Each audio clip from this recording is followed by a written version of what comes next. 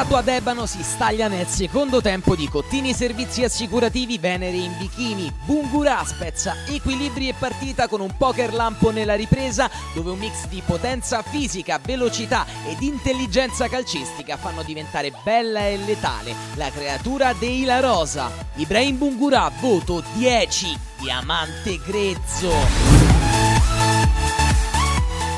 Su Wikipedia cerchi la parola centrattacco, ti si aprirà un collegamento alla voce Davide Lefebvre. Il bomber rosso-nero è un mix fenomenale di potenza, intelligenza tattica e fiuto del gol, un vero valore aggiunto per la corazzata del Cotton che avanza in Coppa. Davide Lefebvre, voto 8+, Leroy.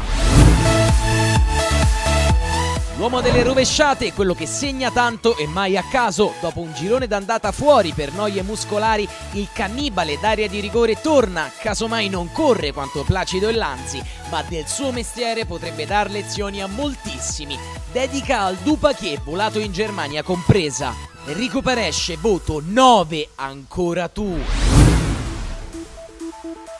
A centrocampo la San Giovannella ha un uomo in più, Stefano Paparella. Tutta la squadra spegne un Cotton mai veramente in partita, ma lui sul pallone ci arriva sempre per primo e segna 2 gol pesantissimi. Il primo è un capolavoro, vedere per credere. Il secondo magari più fortunato, ma è quello che stende la capolista. Stefano Paparella, voto 8,5, baronetto.